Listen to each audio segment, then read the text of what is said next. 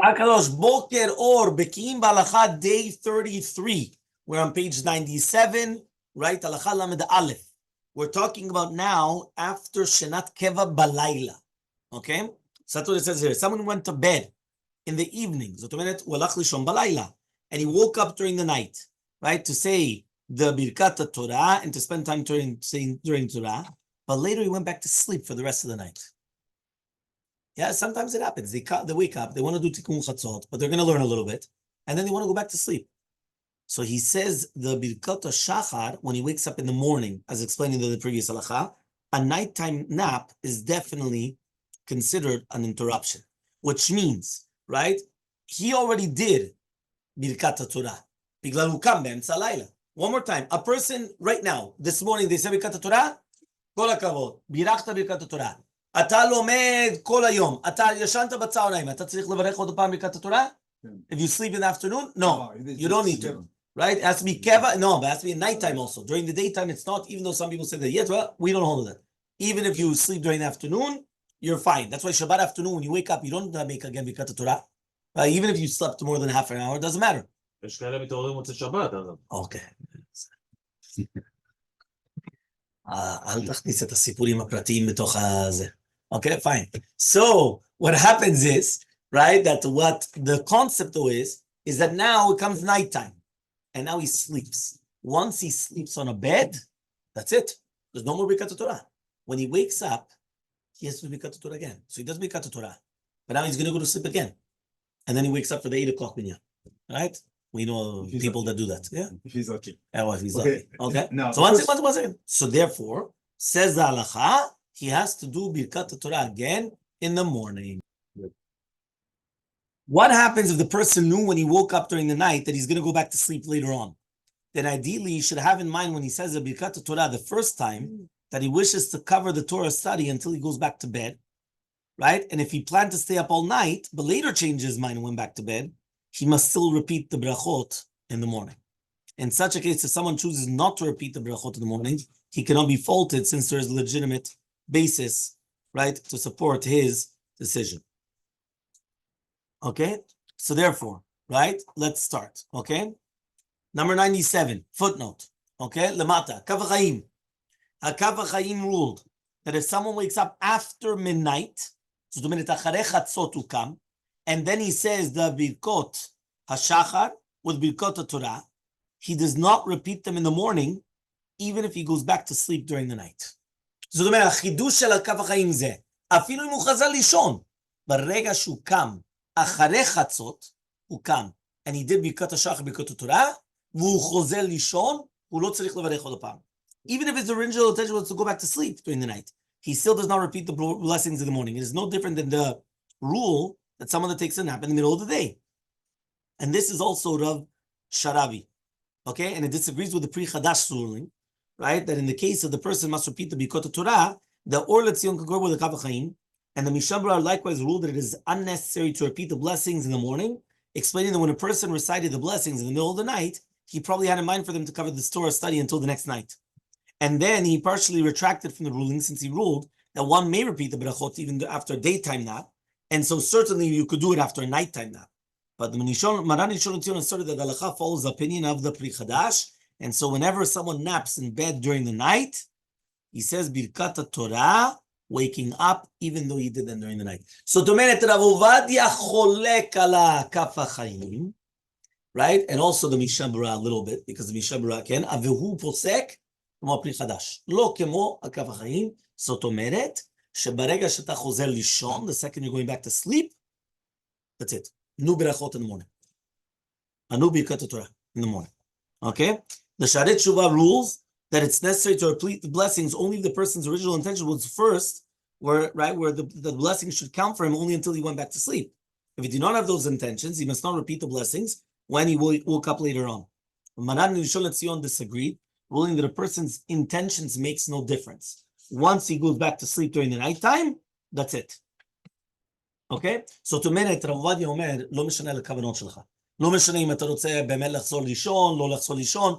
ברגע שהלכת לישון בלילה, עוד פעם, במיטה, קדיש. אתה צריך עוד פעם, ברכת התורה.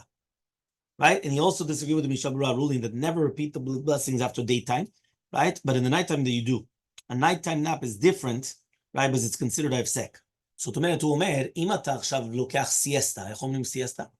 הפסקה, מנוחה. המנוחה, right? הפסקה באמצע צהריים, you don't make a bracha. But if it's a nighttime, you do make a bracha. Okay, so who do we go with? Well, I would say Sabir B'Rachol. Yeah, Sabir. Although Rav Sharabi and the Sharet Shuvah rule that this person does not make, right, a biracha in this case, this is because there are multiple arguments, right, to say that it is necessary to repeat the blessings. First of all, the Pri Chadash, okay, that a nighttime nap is definitely an interruption. And even if we consider this to be a daytime nap, right, it's also the same thing, right? He comes and he says, right, there are poskim who consider daytime nap an interruption as well. Normally, the principle of Safek Berachol Lakel, okay, he comes and he says, even when there are multiple arguments to recite the blessing. But in the case we take into account the fact the majority of the poskim rule that reciting the blessings for the mitzvah Torah study and its Torah obligation, the combination makes it Safek Berachol Lakel. Okay, so that's what we're doing. We're trying to put one Safek Berachol Lakel. So he says, despite all these arguments, so Yishol Etzion recommended that when the person recites the blessings in the middle of the night, he should have speculated for the blessings cover the story only until he goes back to bed. And then for sure he needs to say it again in the morning. That means Rav Ovadia is coming and telling you, do a kavanah only for this. Meaning, he's waking up, let's say, at 2 o'clock in the morning. It's after Chatzot. But he's only going to be up until 3. And then he's going to go back to bed. Whatever reason, he had to wake up, but then anyway, he's up. So what does he do? He does Birkat Hatorah with the kavanah. It's only until he goes back to bed. And then once he goes back to bed again, so then the next morning, again, meaning when he wakes up, he's going to do Birkat Hatorah again. Then it makes sense. The colleague, right, of Shaltiel Lamar, came up with another solution that might satisfy all opinions. He suggested that when the person wakes up in the middle of the night, he should recite only one of the blessings for Torah study. And when he goes back to sleep and wakes up in the morning, he definitely might recite the other blessings that he did not recite in the earlier in the night. Rav Amar claimed that he found these instructions in the response of Rav Shalom Shodron, and he said that Rav Shalom Kohen likewise endorsed this course of action. When he told all this to Rav Shalom Tzion, he reacted coolly to it. However, a close reading of the response of Shalom Shodron does not necessarily suggest this ruling, and the matter needs more research. So interesting, meaning like, oh, it was like, okay, he didn't, he acted coolly to it. It didn't sound like he was so excited, but so what he did basically? He basically split up the Birkat Hatorah, and he says, do one beracha in the nighttime, and then when you wake up, you do another ones. Like the other ones. That's very Jewish. Yeah, like you're splitting it up. Compromising. Yeah. Is saying a Perek Tehillim considered limut Torah? Now, after finishing number 97, we go to number 32. Halacha number Lamed Bet, Lev. Yeah, you're listening. Put your heart. If someone went to bed in the evening and then woke up during the night, right, to recite the blessings over Torah study and to spend time studying Torah, and after dawn he went back to bed for a nap, he does not have to repeat the blessings when he wakes up. A daytime nap, even in bed, is not considered an interruption. Meaning, the fact that he went to sleep only after dawn is considered a daytime nap. You know that happens. Sometimes people are on watch. For example, they work and they're nighttime staff. So let's say they're a security guard or I don't know what, or police or whatever. So therefore, they will work at night, and then during the day they go to sleep. So in such a case, since he's sleeping during the day and he only went to sleep after dawn, so if it's considered a daytime nap, so he doesn't have to make a new bracha when he wakes up. Dawn is Alot HaShachar, right? Yes, Alot HaShachar. No, Netzach HaMas is called sunrise. Dawn is Alot HaShachar. Okay, Amud HaShachar. Okay, number 33. Yeah, Lamed Gimel. Haneor Kol Halayla, somebody that's staying up all night. If someone stays up the entire night, he must say the blessings as usual after dawn, including the mitzvot or the Birkat Hatorah as well. Since it's become established custom in Sephardic Jews, the principle of does not apply. Moreover, it would not be the advantage for him to avoid reciting the blessings and to listen to someone else, right? To say them, since he's obligated to say the blessings, it's more material that he says it himself and not to get somebody else. Meaning, maybe you could say, listen, but if he never went to sleep at all, so listen, he's got the beracha from yesterday. No. Once it became the minhag that we always do the berachot the next morning, Birkat Shachar, you do it again. So you do Birkat Shachar, Birkat Torah, even though you didn't go to sleep at all. So technically, you could say, listen, I still have the beracha from yesterday. No. But he didn't exclude netilat. You're not supposed to do netilat. You do netilat then without beracha. Right. But he didn't exclude. He's not talking about netilat. He's talking about Birkat Torah. He said he must recite all morning blessings. Shulchan Aruch says, even if someone continues studying Torah, number 98 in the footnote, right? The Shulchan Aruch says, even if someone continues studying Torah the entire into the night, The night is considered an extension of the previous day, and it's not considered, and it's not necessary to say that again Birkat Hatorah. The Magen Avraham deduced that the blessing's effectiveness always lasts until one goes to sleep. And therefore, if someone stayed awake throughout the night, he does not say the Berachot again in the morning. Magen Avraham retracted this ruling later and concluded that it is necessary to say the Birkat Hatorah again. But if someone wishes to avoid any doubts, he should ask someone else. That's where we saw about asking somebody else to do the Berachot for you. And that's Magen Avraham. So Magen Avraham's interpretation of Shulchan Aruch can be refuted, however. The words that he interpreted it as, unless one has gone to sleep, might actually be until one goes to sleep. If that is true, Shulchan Aruch is saying that once a person goes to sleep at night, if he wakes up while it's still night, he says the Birkat Hatorah. If he remains awake all night, however, he's not obligated to say the Birkat Hatorah until dawn. Once dawn arrives, then he should say it again, right? And the Leshon Limudim Mati Yudah interpreted the Shulchan Aruch this way. Nevertheless, a Pri Chadash will know that if someone remained awake throughout the entire night, he does not have to say the Birkat Hatorah in the morning, right? And the Chayei Adam Yishabra concur with this ruling. That Rizal taught that there are 18 morning blessings, including blessings of Birkat Hatorah, and everyone must recite them every day, whether or not he slept a night. The only exception are the blessings of Al Netilat Yadayim and Asher Yatzar, because you don't do it unless you go to the washroom. Since one does not recite the blessing of Al Netilat Yadayim unless one slept, and one does not say Asher Yatzar unless he went to relieve himself. Many Acharonim, whether it's of Sharabi, Al Habib, Birkei Yosef, Moed Chai, Baruch HaShulchan, V'Liyaomani, Ben Ishchai, Kavachim Sofer, and concurred with this ruling, so has been an established custom. Therefore, it overrides the principle of Sabal. This is likewise the ruling of Maran and Shalom Tzion and the Or Letzion. Okay, let's continue. Among Ashkenazic communities, we're on the top over there, right? Among Ashkenazic, there are those who have the custom of listening to someone else who did sleep during the night. That was the Magen Avraham, reciting the blessing in such a case. Even among those communities, if someone cannot find another person to recite them, he could do it himself. Other Ashkenazic communities follow the same because of Sephardic Jews, and each person makes his own berachot by himself. Ideally, anyone who plans to remain awake all night should have in mind specifically when he made the berachot in the morning of the previous morning to cover that as well until the next dawn. That means have it in mind. Meaning, I already know I'm staying up all night tonight. So from this morning, I have in mind until the next morning. Yeah, we try to stay awake. Exactly, to stay awake. Fine. Anyone who remains awake, right? He says all night long must perform the Netilat Yadayim after dawn, but without a beracha. This was explained above in Siman 4. So it says number 99. The Mishabra ruled that one must not recite the blessings in difference to the Poskim who ruled that it is not necessary. Okay.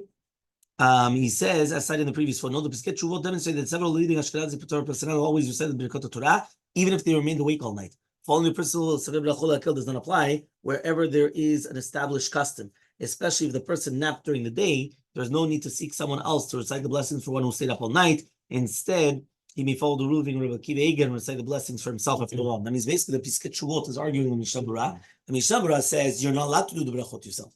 You have to get somebody else to do it. That says no. Rabbi said no. We're allowed to do it ourselves. And also the Pesket Shuvot says we're allowed to do it. The Ashkenazim are also allowed to do it themselves without any problem. Okay. Number 34.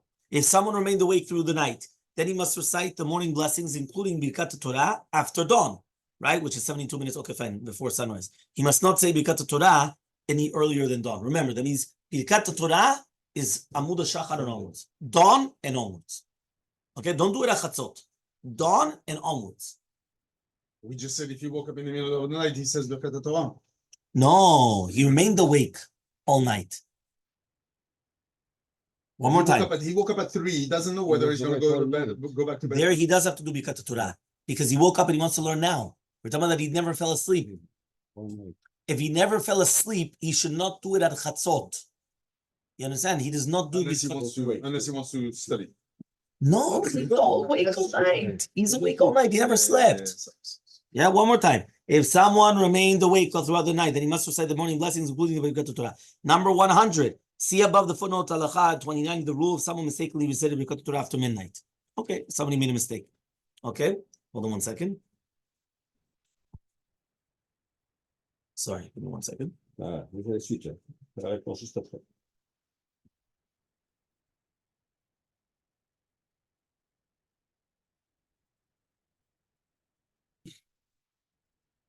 If this person continued studying Torah up to dawn, he must stop at that moment and recite the blessings. Okay, so one more time. If he continued studying until dawn, so that's when he says it. If he does not know exactly when the moment of dawn occurs, he may continue his studies without interruption until he is for sure that it's already dawn. Although some poskim give the instruction to pause one's Torah study once he suspects it's dawn and to sing songs of praise to Hashem until dawn. And then, right, it's better just to simply continue studying Torah until then. He says, right, it is better to simply continue studying Torah. No, you don't have to do that. You understand? Even though some poskim said that, you don't have to do that. Okay? So you heard, so don't just sing songs, yeah? No sing song, no ding dong. Yeah, fine. 101. No, Ben Ishai. Ben Ishai comes and he says, since a person did not sleep at nighttime, he may not say Birkat Hatorah until dawn. On the other hand, once dawn arrives, right, he may no longer study Torah until he says Birkat Hatorah. So if he thinks that dawn has arrived but is not sure, so pause and sing. Sing religious hymns, right, hymns and all these things. She says, Or Letzion, right, actually brought down, okay, fine, there's a whole machloket with the 72 minutes, 90 minutes, when it's dawn exactly. Okay? And then he comes and he says, it's 90 minutes, okay, is stringent, okay, fine. So therefore he comes and he says, in midsummer, this could up to half an hour, basically, the difference between, when exactly is going to be dawn. So he says, alternatively, you can take advantage of the time to immerse in the mikveh, which is very important in Shavuot morning, according to the Kabbalah. But Rabbi Shalom, he countered and he said, no, that there's no reason to interrupt one's Torah studies, even one suspects that the dawn has come. After all, the poskim rule that it does not necessarily say Birkat Hatorah at all, because he didn't go to sleep at all. Although the common custom is to do the brachot, as we explained in the previous halacha, but if someone's not sure when it is, it doesn't matter. You just continue learning, and then whenever it's 100% dawn, then you make the beracha. For the same reason, you may continue studies even after dawn has arrived, according to Rav Eliyahu, since we follow the opinion of the Shulchan Aruch.